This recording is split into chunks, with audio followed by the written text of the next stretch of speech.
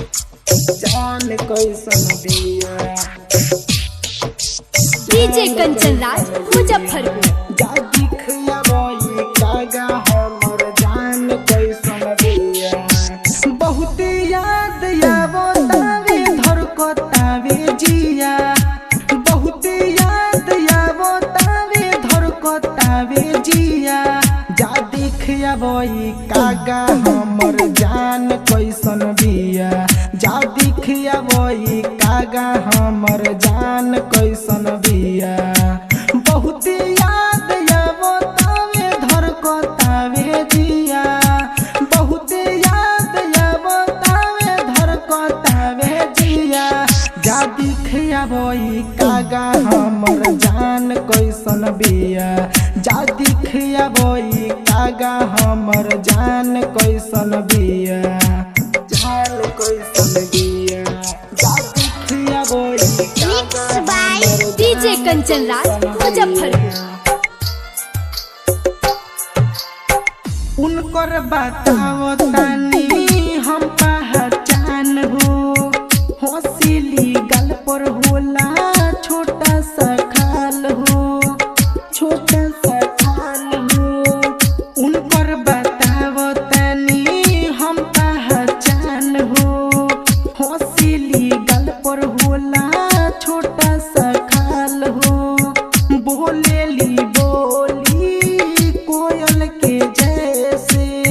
नील नीली आँख बावे नागिन के जैसे नील नीली आँख बावे नागिन के जैसे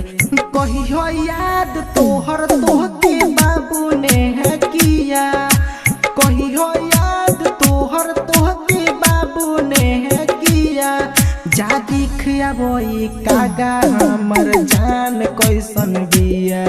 जा दिखया बोई कागा हमर जान कैसन बिया जान कैसन बिया जा दिखया बोई कागा हमर जान कैसन मिक्स बिया by DJ Kanchan Raj Muzaffarpur. Hitech recording studio Khudaibagh Sarang. Writer Guddu Raja के होई जान हो उनके में बसेला इनकर परान हो उनके में बसेला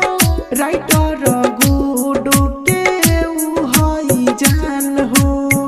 इनके में बसेला इनकर परान हो उनकर सूरतिया बा दिलवा में छपल अखिया में करेली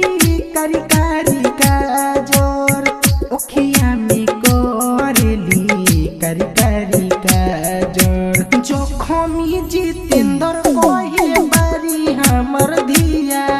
जखमी जितेंद्र कहे बारी हमर धिया जा दिखया बोई कागा हमर जान कैसन बिया जा दिखया बोई कागा हमर जान कैसन बिया